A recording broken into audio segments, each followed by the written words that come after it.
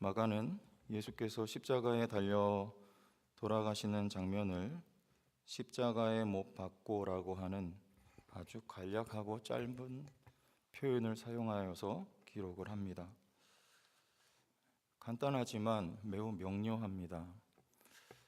이렇게 쓰고 있는 이유는 이것은 마가의 필체이고 마가복음의 특징이라고도 할 수가 있는데, 이미 이 마가복음을 읽고 있는 수신자들은 모든 정황에 대해서 익히 알고 있기 때문에 마가는 장황하게 다른 내용들을 부연하여 설명할 필요가 없었고, 따라서 마가는 꼭 필요한 내용 그리고 본인이 강조하고 싶은 내용만 간단하고 명료하게 마가복음을 기록해 내려갔음을 우리는 지금까지 읽어오면서 알고 있습니다. 학자들은 이 마가복음의 수신자들을 로마에 있는 그리스도인 공동체라고 별다른 이견이 없이 이야기를 하고 있죠. 로마에 있는 그리스도인들은 어떤 상황 속에 있었는가? 우리가 잘 아시다시피 사도 바울이 순교한 곳이 바로 로마였습니다. 로마의 그리스도인들은 로마로부터 말로 다 표현할 수 없는 박해와 고난 가운데 처해 있었던 것이죠. 마가는 그들에게 이 마가복음을 통해서 힘을 주고 싶었던 것입니다. 용기를 더해주고 싶었던 것이고, 그리고 소망을 갖게 해주고 싶었기 때문에 마가는 매우 간단하고 명료하지만 힘이 있는 문체로 강조하고 싶은 내용을 이렇게 기록을 하고 있었던 것입니다. 마가가 전해주고 싶었던 것, 로마의 박해 고난받고 있던 성도들에게 힘이 될 수 있는 내용이란 것은 다름 아닌 마가복음 1장 1절에 하나님의 아들 예수 그리스도 복음의 시작이라고 힘주어서 서두를 열어가고 있듯이 다름 아닌 복음의 시작, 복음이었던 것이죠. 우리의 오늘날 많은 일들이 있고 고난과 때로 역경이 있는 우리의 삶에 정말로 우리에게 힘을 주고 소망이 되는 것은 다름 아닌 복음이라고 마가는 우리에게 선포하고 있는 것입니다. 오늘 마가복음 1장 1절을 말씀을 드렸지만 하나님의 아들 예수 그리스도 복음의 시작이라고 말씀을 했는데, 여기서 시작이라는 이 말은 창세기 1장 1절에 태초에 하나님이 천지를 창조하시니라고 말씀하고 있는 그 대목에 태초에, 이 태초에라는 단어하고 똑같은 단어를 마가는 쓰고 있습니다. 태초에 복음의 시작. 태초에 하나님이 천지를 만드셨듯이 예수 그리스도로 말미암아 이 세상은 다시 시작된다는 뜻이에요. 그리스도가 새로운 창조를 시작하였다. 이것이 하나님의 아들 예수 그리스도 복음의 시작이니라고 하는 말씀입니다.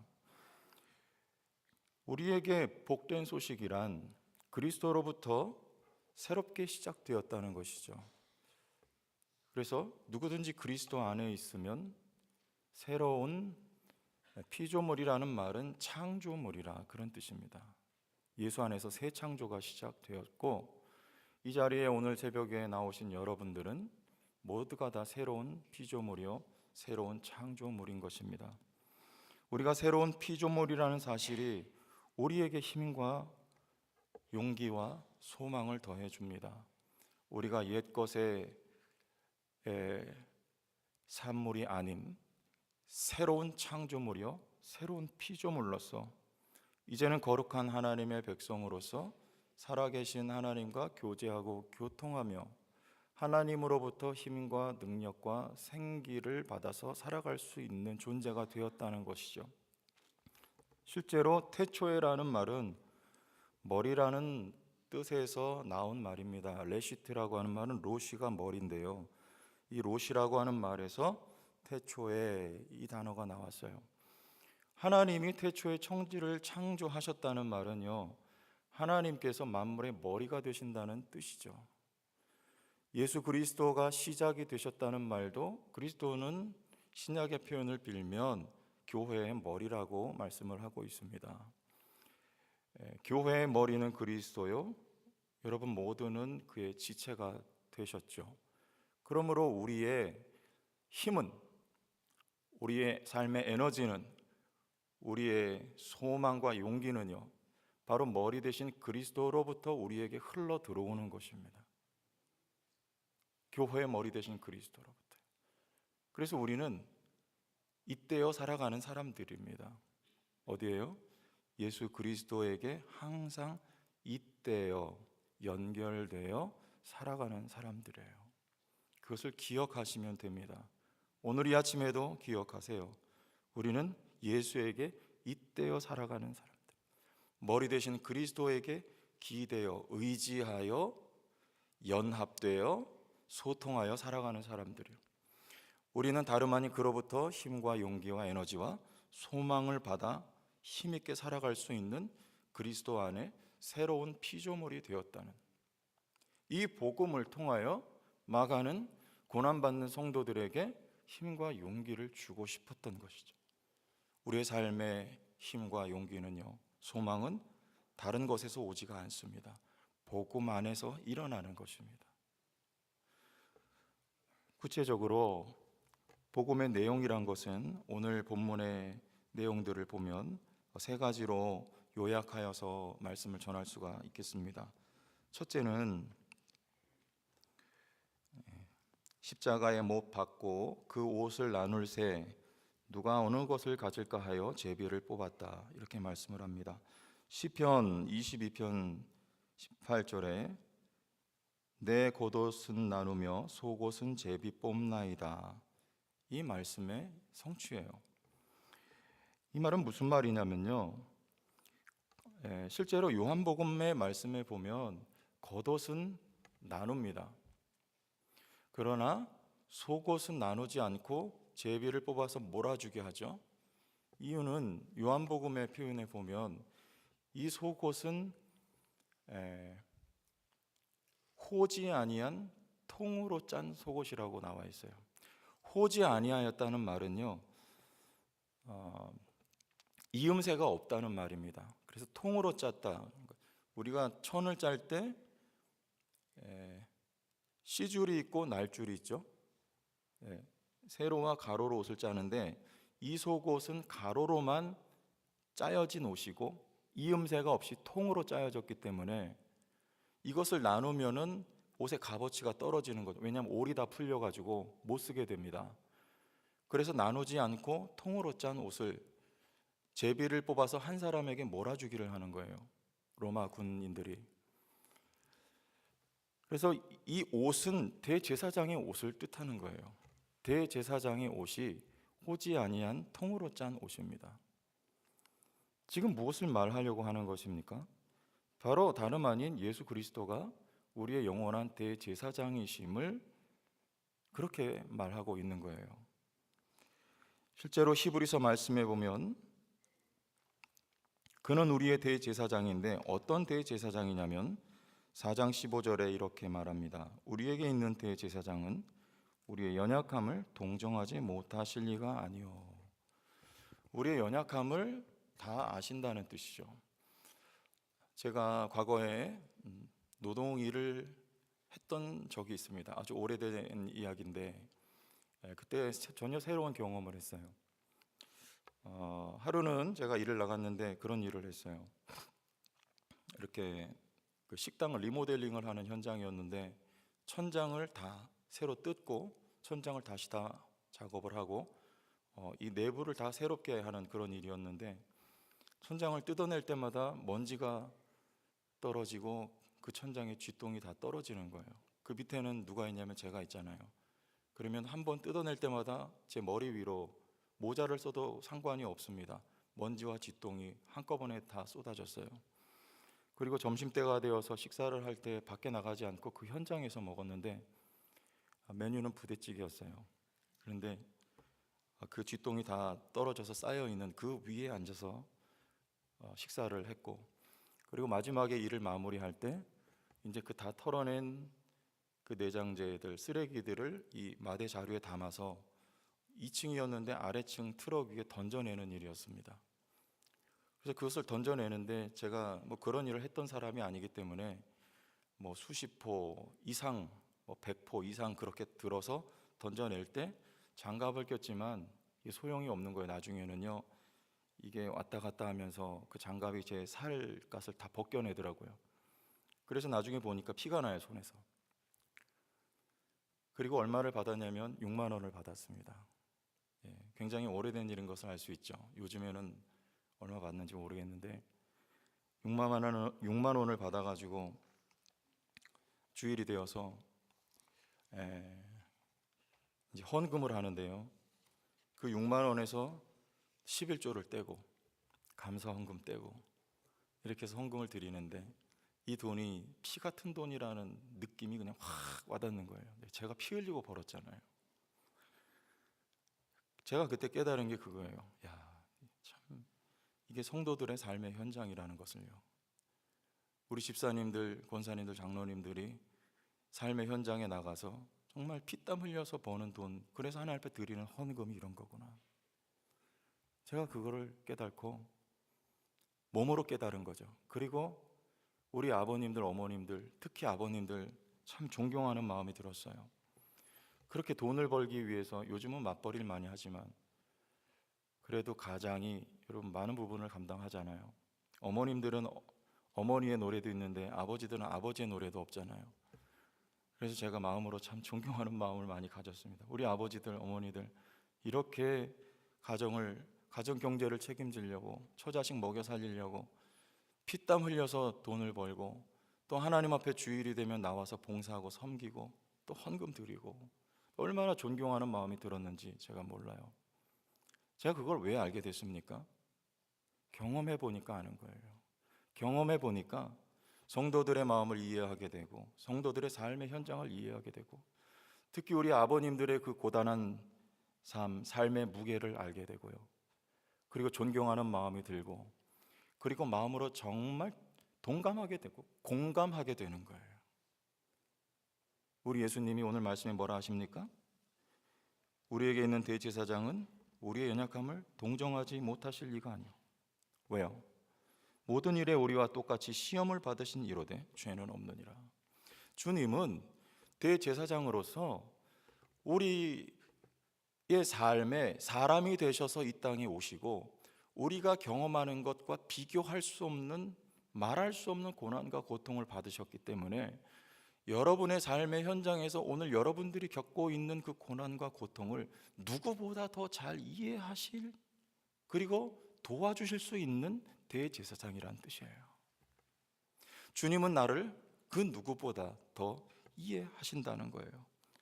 그래서 이어서 그러므로 우리는 긍휼하심을 받고 무엇을요? 우리를 이해하시는 주님으로부터 긍휼하심을 받고 때를 따라 돕는 은혜를 얻기 위하여. 여러분, 때를 따라.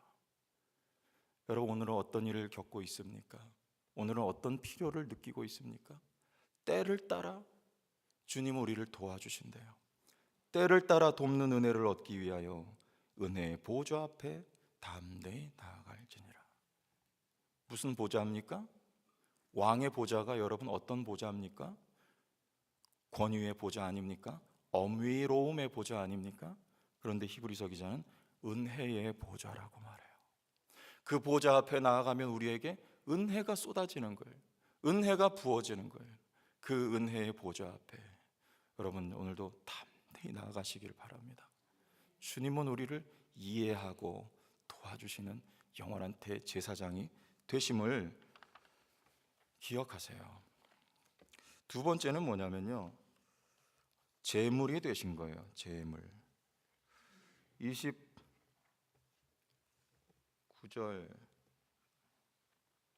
25절 말씀에 내가 때가 제3시가 되어 십자가에 못 박으니라 이렇게 말씀해요. 몇 시입니까? 예수님께서 십자가에 못 박혀 달려 돌아가신 시간이 제3시예요. 그럼 여러분 369를 기억하시면 됩니다. 369. 3시는 9시, 6시는 12시, 9시는 오후 3시. 3시면요 오전 9시인데 이게 조금 다른 것이 요한복음에는 제6시라고 나와 있습니다. 차이가 있죠. 그러나 관점의 차이예요. 요한은 강조하고 싶었던 것이 있어요. 왜 6시냐면 6월절 제물을 잡는 시간대가 바로 12시, 정오 이후 시간 6시입니다. 요한은 예수께서 십자가에 달려 돌아가시는 그 모습을 그가 바로 제물이심을 강조하려는 거예요. 실제로 요한은 요한복음에서 1장에 보라 세상 죄를 지고 가는 하나님의 어린 양이로다라고 기록을 했습니다. 예수 그리스도는 우리의 영원한 대제사장이실 뿐만 아니고 예수 그리스도는 또한 제물이 되셨던 것이죠. 우리는 어떤 제물입니까? 로마서 12장 1절에 잘 아시는 말씀대로 하나님이 기뻐하시는 거룩한 산 제물이에요. 그리스도가 제물로 잡혀 제물되어 하나님께 드려지심으로 말미암아 죽으심으로 우리들에게는 죽음이 아니라 생명이 주어지고 우리는 이제 우리의 삶 가운데 산 제물로 하나님 앞에 드려지는 제물이 되었다는 것이죠. 이것은 무슨 뜻입니까? 로마서 1장에서 11장까지는 믿음으로 말미암아 의인된 사실을 논리적으로 기록을 하고 12장부터는 드디어 삶의 실천편이 나오는 것입니다. 거룩한 산 제물로 드리라. 그러면 산 제물이지만 우리의 삶에 날마다 바울이 고백한 것처럼 나는 날마다 죽노라 라는 표현대로 날마다 우리가 죽어져야 할 것을 말하는데, 그러면 내 노력과 의지와 끈기와 근성으로 내가 날마다 나를 죽이는 행위가 있어야 하는가? 그것은 종교 일반에서 하는 일입니다. 기독교는 그런 뜻이 아니에요. 기독교는 내가 나를 죽이는 것이 아니라 성령이 나를 죽이시는 역사가 기독교의 일입니다. 성령이 여러분들을 죽이세요. 나는 나를 못 죽입니다. 어떻게 해요? 여러분 목사님들이 목회하실 때 그런 말씀들 많이 하세요. 참 이 목양을 하다 보면 속 썩이는 교인들이 왜 없겠습니까?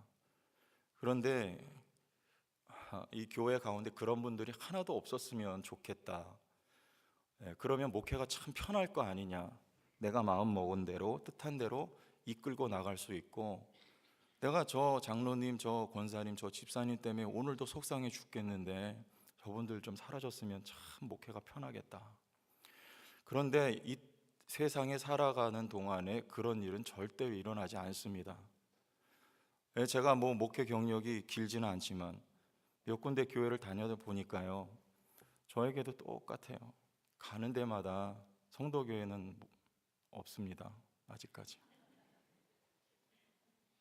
몇 개월 안 됐으니까 그런가. 이렇게 길게 얘기할 시간이 없는데 빨리. 가는 데마다요 다 가시 같은 사람이 있어요. 주일학교 하면요 교사가 말 안 듣고요 그렇게 못 살게 구나 모르겠어요. 왜 좀 잘해보겠다는데 그렇게 못 살게 굴고, 또 어디 가면은 청년을 맡으면 청년이 그렇게 막 정말 힘들게 하더라고요. 그런데 그 사람 좀 없어졌으면 좋겠는데 하나님 꼭 갖다 놔요. 왜냐면요 사도 바울에게도요 가시 좀 제거해 달라고 하나님 앞에 기도할 때 내 은혜가 내게 족하니라고요. 내가 약한 데서 강하여짐이라고 주님 말씀하시는 거예요. 그런 대상들이 있기 때문에 제가 깎여지고요, 제가 겸손해지고 제가 더 하나님을 의지할 수밖에 없고요, 제가 죽어지는 거예요. 그 사람이 문제가 있는 것이 아니라 내가 죽지 못한 문제예요. 언제 소리가 안 날까요? 내가 죽으면 돼요. 하나님이요 나를 죽이고 나를 깎아내고 나를 넘어뜨리려고요 그런 대상들을 주변에다가 포진시켜 놓는 것뿐이에요. 그러므로 그게 없애달라고 기도할 것이 아니라 오히려 뒤집어 놓고 나를 위한 하나님의 역사, 성령의 인도하심이신 것을 깨닫고 싸우는 것이 아니라 나를 쳐서 복종시키게 해달라고 하나님 앞에 기도하며 나가야 할 것입니다. 날마다 내가 그렇게 죽어가는 거예요. 어떤 대상, 때로는 어떤 환난, 때로는 어떤 고난, 때로는 육신의 질고를 통하여 내가 날마다 겸손해지고 날마다 낮아지고 날마다 살아계신 하나님 앞에 엎드려지는 존재가 되는 것, 날마다 죽어지는 것이죠. 성령으로 말미암은 역사, 하나님의 은혜의 역사예요. 그것이 하나님이 기뻐하시는 거룩한 산 제물로 드려지는 것입니다. 우리는 그리스도와 함께 이미 죽었고 그리스도와 함께 이미 살았으나 이 땅에 살아가는 동안에 우리의 육체라고 하는 것, 우리의 옛사람, 정욕이라고 하는 것은 날마다 죽어지고 하나님 앞에 날마다 거룩한 산 제물로 드려져 가는 그리스도 안에 새롭게 된 피조물들인 것을 여러분들이 믿으시길 바랍니다. 세 번째는 뭐냐면요, 29절에 지나가는 자들은 자기 머리를 흔들며 예수를 모욕하여 이르되 아하 성전을 헐고 사흘에 짓는다는 자여 그랬죠. 성전이에요. 모욕하여 성전이라고 말합니다만 사실은 예수님이 성전이었어요. 그리고 이들이 모욕하려고 표현했던 이 표현은 사실입니다. 성전을 헐고 사흘에 짓는 자요. 이 성전을 헐라 내가 사흘 만에 일으키리라고 주님이 말씀하신 거는요, 이 성전을 말하고 있는 것임을 여러분 다 아시죠? 예수님이 성전이세요. 성전은 어떤 장소입니까? 자기 백성과 하나님이 만나시는 장소요, 교제하시는 장소요, 따라서 하나님이 성전에 임재하셨던 장소가 성전이에요. 구약 성경의 대제사장이나 제물이나 성전의 이야기는 다 예수 그리스도를 가리키는 거예요. 예수가 성전입니다. 우리는 하나님을 어디서 만납니까? 예수 안에서 만나는 거예요. 예수 안에 임하시는 하나님을 우리는 그리스도 안에서 그 하나님을 만나고 배우는 것이고, 하나님과 만나 교제하며 우리는 하나님이라고 하는 영원한 존재로부터 생명과 은혜와 축복과 모든 좋은 것을 다 받아 누리며 살아갈 수 있는 존재가 된 것이죠. 이 세상에 있는 불행이라고 하는 것은 하나님이 없는 불행이에요. 여러분의 삶의 어려움과 내가 불행이라고 느끼고 있다면 하나님이 부족한 것입니다. 우리는 하나님 안에서 만족이고 하나님 안에서 행복이고요, 하나님 안에서의 기쁨인 거예요. 하나님 안에서의 소망이 있는 거예요. 어디서요? 성전 안에서. 그리스도가 성전인데요, 요한복음 1장에 보면 말씀이 육신이 되어 우리 가운데 거하신다는 그 뜻이 장막을 치신다는 뜻이래요. 어디 안에요? 우리 안에 성전이 되셔서 들어오셨다는 말입니다. 누가요? 예수님이요. 그러므로 우리는 예수 안에서 하나님을 날마다 만날 수 있어요. 계시록 말씀에 보면, 우리 계시록 말씀 한 군데만 보고 가겠습니다. 21장 3절에 조금 괜찮으면 방송실에서 올려주실래요? 계시록 21장 3절에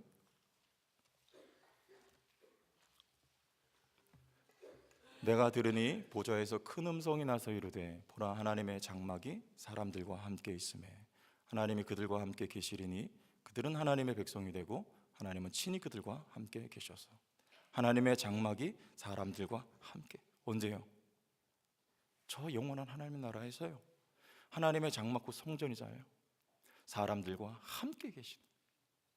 근데 저 영원한 하나님의 나라에서 우리는 하나님과 함께 있는 것, 그것이 목적이에요. 하나님이에요. 그리고 우리와 함께 하나님의 그 행복, 그 기쁨, 그 은혜, 그 사랑을 함께 누리기를 원하시는 거예요. 어디서부터요? 그리스도 안에 살아가는 이 땅에서부터.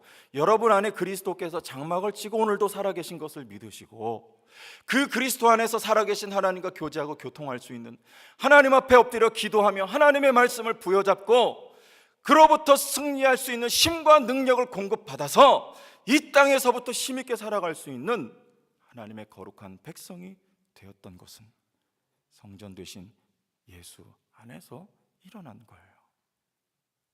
말씀을 정리할게요. 예수 그리스도는요, 복음이에요.